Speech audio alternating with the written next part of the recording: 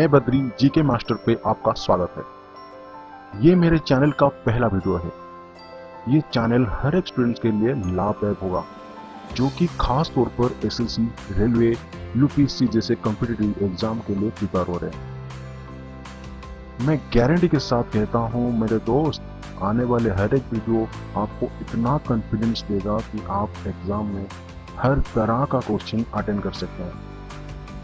मैंने देखे हैं बहुत सारे स्टूडेंट्स जीके को पढ़ते हैं और कुछ दिन बाद भूल जाते हैं क्योंकि वो रट्टा मारते हैं। रट्टा मारने से जीके ज्यादा दिन तक रहता नहीं।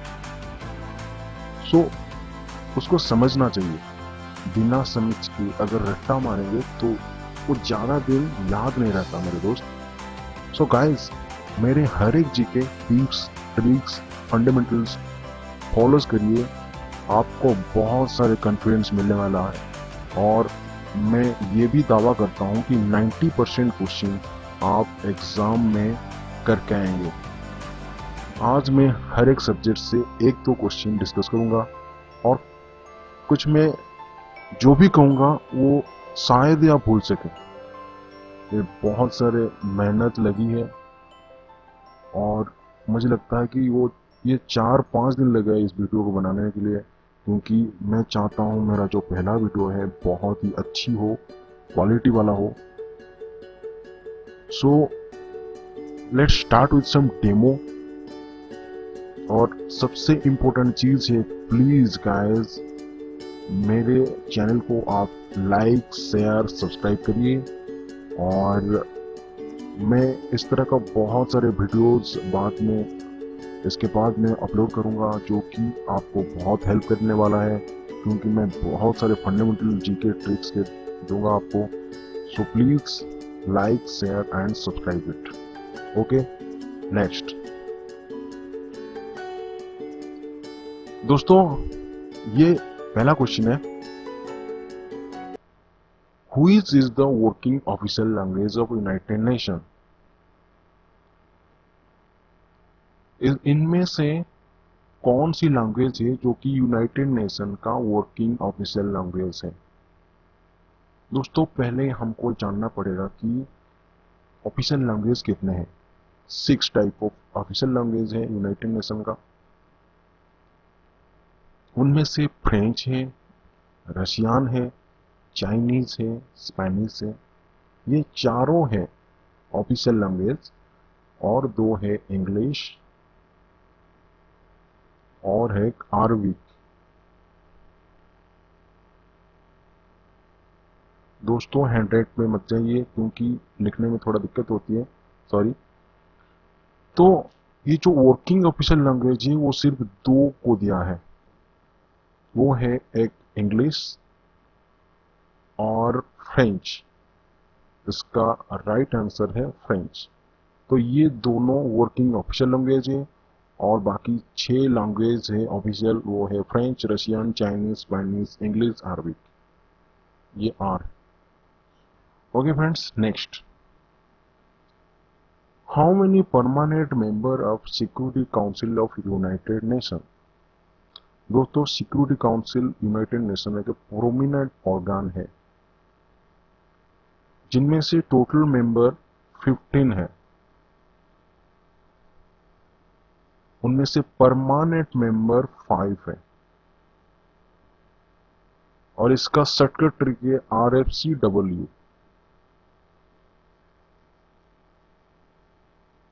R for Russia,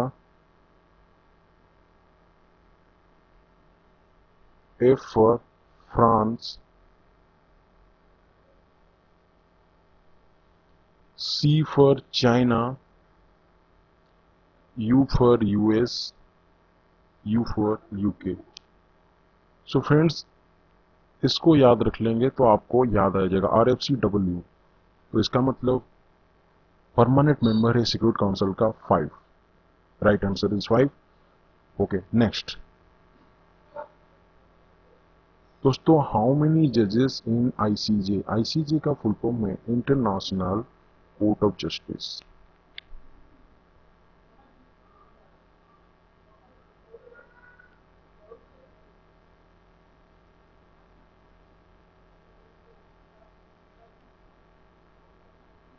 दोस्तों इंटरनेशनल कोर्ट ऑफ जस्टिस में 15 जजेस रहते हैं।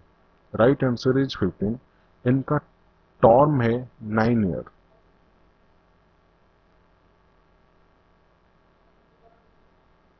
और एक चीज है, आईसीजे का हेडक्वार्टर है हॉज,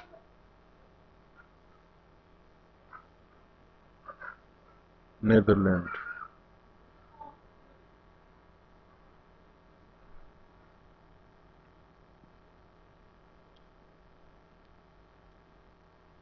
सो next, which river comes from Nepal.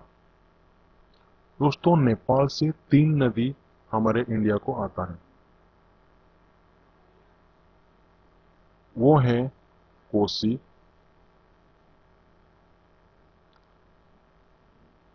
Ghaghara, Gandak.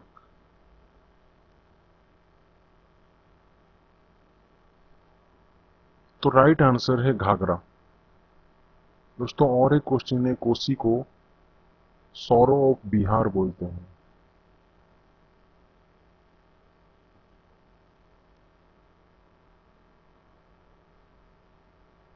क्योंकि जब बाढ़ आता है, बिहार पे होता है बाढ़ वगैरह, तबाही मचाता है, तो यही नदी कोसी है जो कि बिहार में तबाही मचाता है। So right answer is Ghaghara. Next, father of yellow revolution.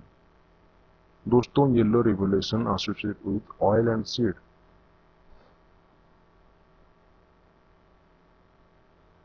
इसका फादर है सैम पिट्रोडा। और कुछ रिवोल्यूशन है। ग्रीन रिवोल्यूशन नॉर्मन बोरलुग होता है। ये है green revolution. Green revolution associate with agriculture. ये ग्रीन रिवोल्यूशन है, एग्रीकल्चर के लिए होता है ये।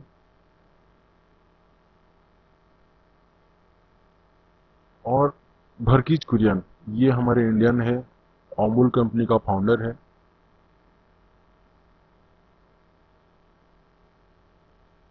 ये व्हाइट रिवोल्यूशन के फादर है।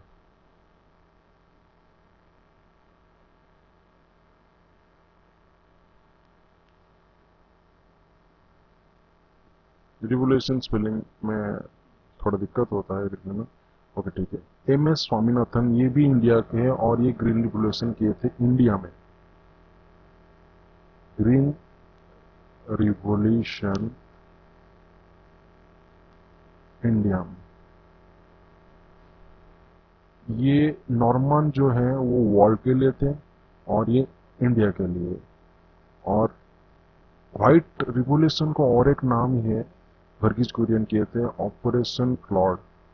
ये बार बार क्वेश्चन में रिपीट होता है, मैं बहुत सारे क्वेश्चन में देखा हूँ। ऑपरेशन फ्लॉड किससे एसोसिएट होता है, तो वो वर्गीज कुरियन है। ओके गाइज, नेक्स्ट मैं इरेज करता हूँ, आपको थोड़ा दिखाई दीजिए। ये है ग्रीन रिवोल्यूशन जो कि वॉल के लिए है। ये है व्हाइट रिवोल्यूशन और ऑपरेशन क्लॉड वर्गीज कुरियन के लिए। ये है green revolution in India, M S Swaminathan. Next, who is the eldest person early to receive Bharat Ratna award. दोस्तों इसका मतलब है जो कि जीवित थे वो भारत रत्न अवार्ड पाए थे। गुलजारी लाल नंदा, वल्लभ भाई पटेल, पंडित भीमसेन जोशी या इंदिरा गांधी। इसका राइट आंसर है गुलजारी लाल नंदा। दोस्तों ये 99 ईयर में पाए थे जो कि जीवित थे। लेकिन अगर ओवरऑल देखा जाए तो वल्लभ भाई पटेल 116 साल में पाए थे। लेकिन ये पोस्टिमसली जो कि मरणांतक पाए थे वल्लभ भाई पटेल। और एक चीज याद रखना है, इंदिरा गांधी भी पाए थे, वो यंगेस्ट आलिव, यंगेस्ट, ये है एल्डेस्ट पर्सन आलिफ गुजरनंद। तो यंगेस्ट आलिफ जो कि जीवित के टाइम पाए थे वो है इंदिरा गांधी, 54 साल में पाए थे, 55 ईयर। और ओवरऑल अगर देखा जाए यंगेस्ट पर्सन पोस्टिमसली वो है राजीव गांधी, आर गांधी, जो कि 47 ईयर में मिला। मैं भी इरेज करता हूँ, इसको भी मैं किया हूँ। अब देखिए, एल्डेस्ट पर्सन पोस्टिमसली वल्लभ भाई पटेल को मिला था, youngest person alive to receive Indira Gandhi को मिला था, youngest person overall posthumously Rajiv Gandhi को मिला था।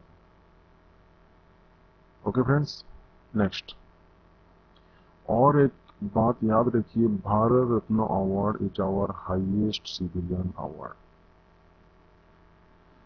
Okay next, arrange the following empire in chronological order. इसका मतलब ये जो डायनास्टी लिखा है इसको अरेंज करिए जो जिसके बाद आए थे। दोस्तों ये है मगध एम्पायर,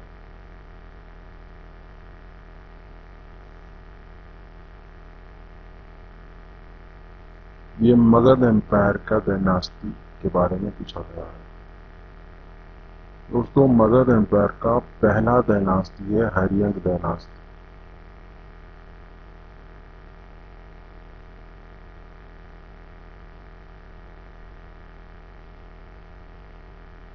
उसके बाद आए थे शिशुनाग, दिस इज सेकेंड, मैं लिख देता हूं यहां पर, ये है सेकेंड। उसके बाद आए थे नंद डायनास्टी, ये है थर्ड। उसके बाद आए थे मौर्य डायनास्टी, ये है फोर्थ। उसके बाद आए थे सुंग डायनास्टी, ये है फिफ्थ। उसके बाद कांग डायनास्टी। ये कुल मिला के 6 डायनास्टी थे।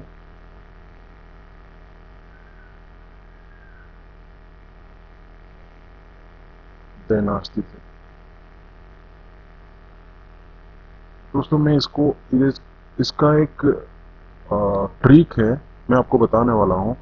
देखिए यहाँ पे मैं इरेज कर देता हूं अभी, ये है ट्रिक, इसको आप देखिए, मैं जिसको अंडरलाइन कर रहा हूं ये है ट्रिक। इसको मैं पढ़ देता हूं। हाँ शीला ने मुझे सुनाया कविता। दोस्तों जो स्मॉल लेटर में लिखा है वो सिर्फ आपको याद रखने के लिए, लेकिन जो कैपिटल लेटर में लिखा है वो है ट्रिक। हाँ से हरियंग डायनास्टी, SH से शिशुनाग, NA से नंद, M से मौर्य, SU से सुंग, KA से कांग डायनास्टी। दोस्तों ये जो ट्रिक को आप याद रख लीजिए, आप कभी भी नहीं भूलेंगे। मगध एम्पायर में जो भी क्रोनोलॉजिकल ऑर्डर पड़ेगा आप गारंटी के साथ कर सकते हैं, क्योंकि जो ऑप्शन आएगा इन्हीं लेटर के लेके तो आपको याद पता चलेगा। देखिए मैं लिखा हूं, ये है क्रोनोलॉजिकल ऑर्डर, आप देख लीजिए। अगर आप स्पेलिंग नहीं दिख पा रहे तो ये देखिए, हरियंग डायनास्टी, सुनाग डायनास्टी, नंद डायनास्टी, मौर्य डायनास्टी, सुंग, कांग। तो ये है 6 डायनास्टी जो कि मगध के एम्पायर। ओके दोस्तों, हम नेक्स्ट चलते हैं। दोस्तों ये आया DNS nucleotide made of what? Deoxyribose sugar, phosphate group, nitrogen base या ऑल ऑफ द अबव। मैं ये क्वेश्चन को बहुत ही अच्छी तरह से समझाया है। अगर जो साइंस से बिलोंग नहीं करते हैं, कॉमर्स आर्ट्स से बिलोंग करते हैं, उनको प्रॉब्लम होगा शायद, तो इसीलिए मैं बहुत अच्छी तरह से समझाया है। तो आप एंड तक ये वीडियो देखिए, मैं अच्छी तरह समझाया तो मुझे लगता है आप समझ जाएंगे। सो गाइज, न्यूक्लियोटाइड क्या है? DNA is full form of deoxyribose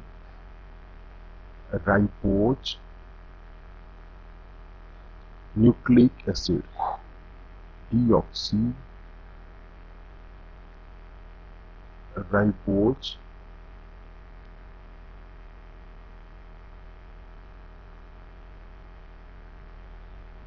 दोस्तों स्पेलिंग न्यूक्लिक लिखने में थोड़ा दिक्कत होती है। एसिड डीऑक्सीराइबो न्यूक्लिक एसिड, मैं फिर से इरेज कर देता हूँ, इसको लिख देता हूँ यहाँ पर डीऑक्सी, ये लिख दीजिए ये लाइन, उसके बाद न्यूक्लिक एसिड लिख दीजिए।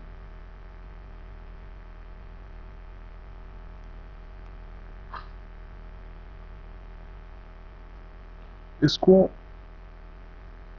डिस्कवर किए थे James D Watson and Francis Crick, ये दोनों वैज्ञानिक डीएनए को डिस्कवर किए थे।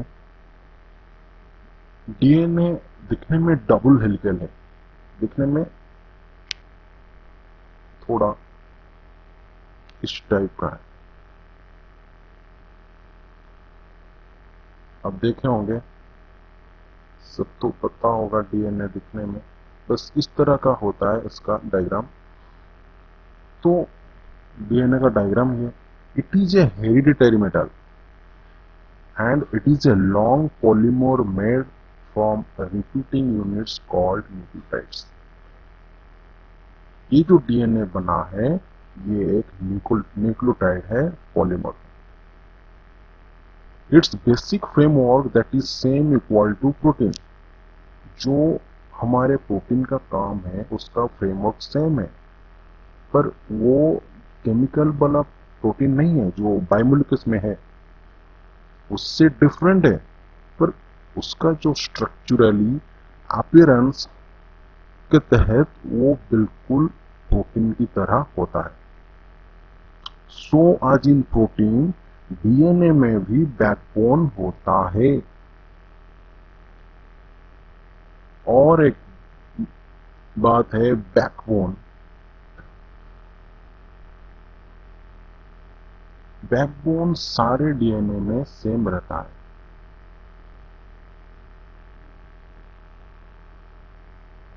सेम रहता है इन ऑल डीएनए।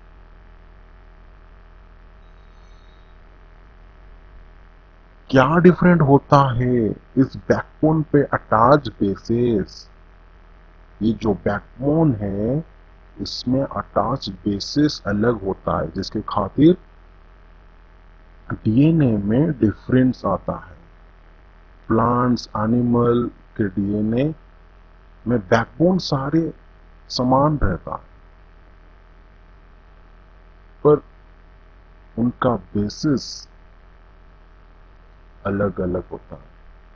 बेसिस क्या क्या है, वो है ए, G, C and T.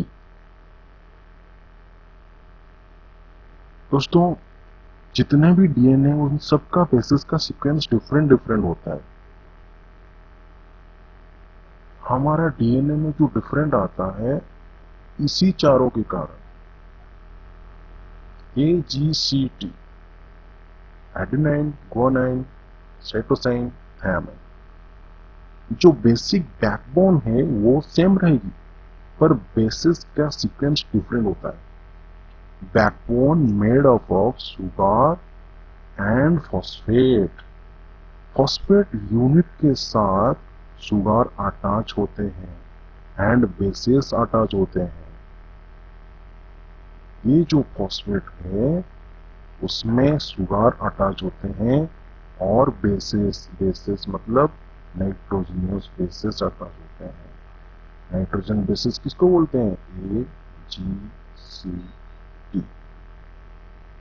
Sugar कौन सी होगी, that is the deoxyribose sugar, ये deoxyribose sugar and a phosphate group.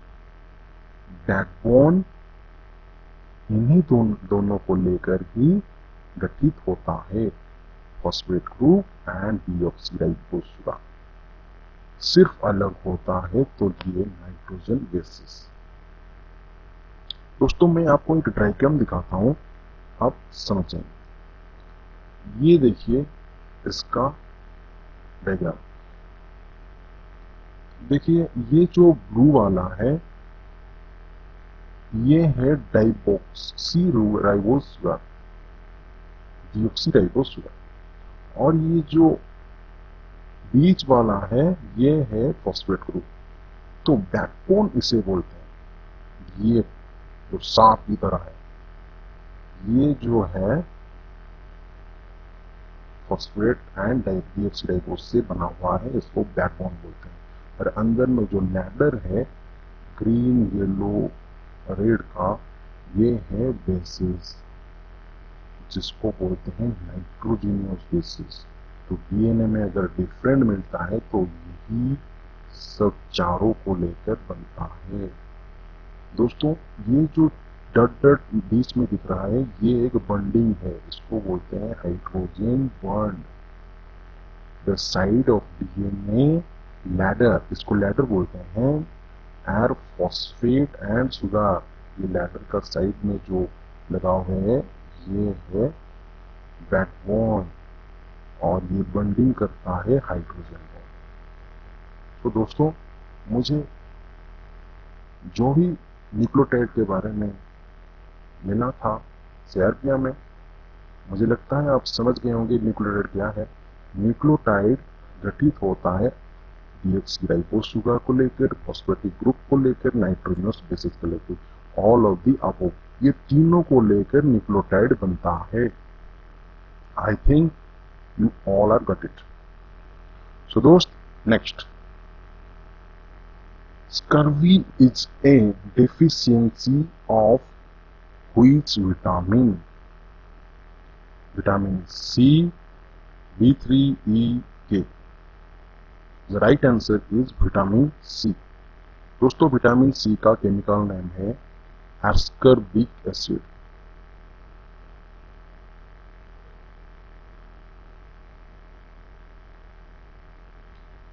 दोस्तों विटामिन सी का हमको मिलते हैं कैसे? साइट्रस फ्रूट से।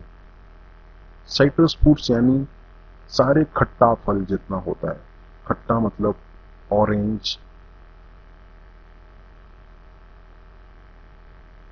नींबू, लेमन, आंवला, सारे खट्टे फल से विटामिन सी मिलता है। दोस्तों विटामिन 3 पेलेग्रा होता है। पेलेग्रा एक डिजीज है जिसके खातिर B3 के खातिर होता है। इसका केमिकल नेम है नियासिन।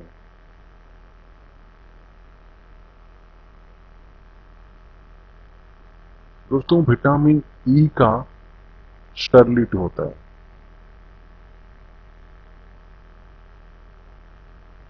और इसका केमिकल नेम है टोकोफेरल।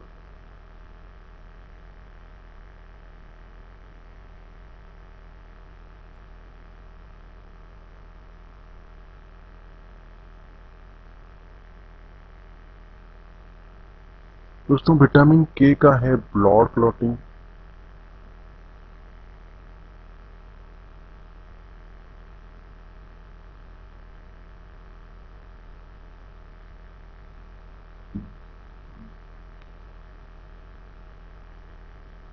थोड़ा इसको मैं स्पेलिंग करता हूँ, BLOODCLOTHING, ब्लड क्लॉटिंग।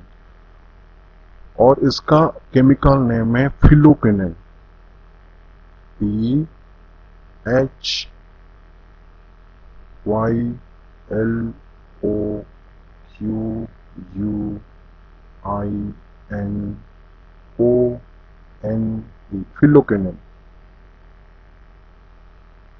तो दोस्तों मैं फिर से बोल देता हूँ, विटामिन सी एक डिजीज है स्कर्वी का, और इसका केमिकल नेम है एस्कर्बिक एसिड।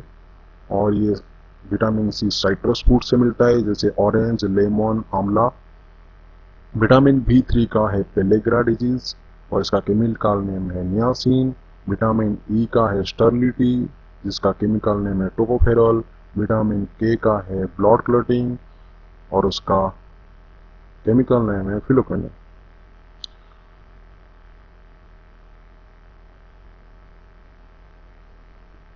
तो दोस्तों, ये है how many fundamental duties in our constitution, political question है।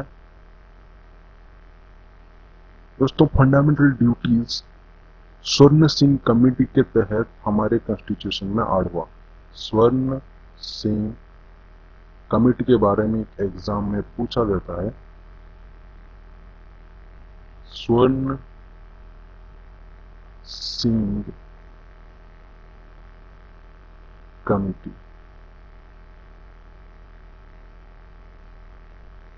और इसका आंसर है 11। पहले 10 था, फिर बाद में एक ऐड हुआ 2002 में।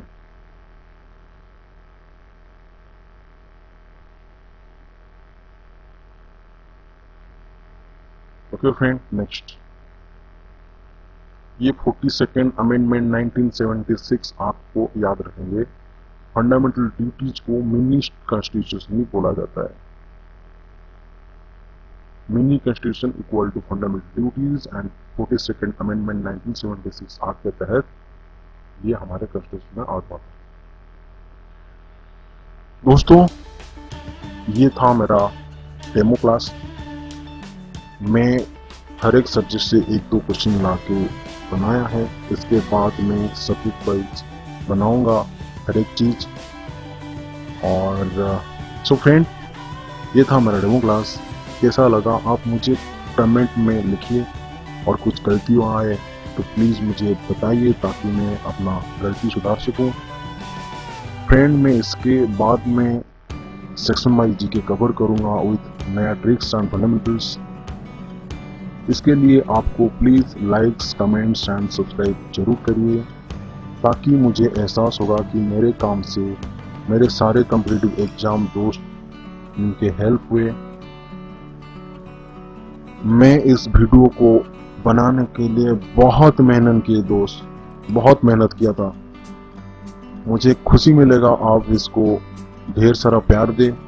So please give likes, comments and subscribe. तब तक के लिए हंसते रहिए। Be cool. Thanks for watching.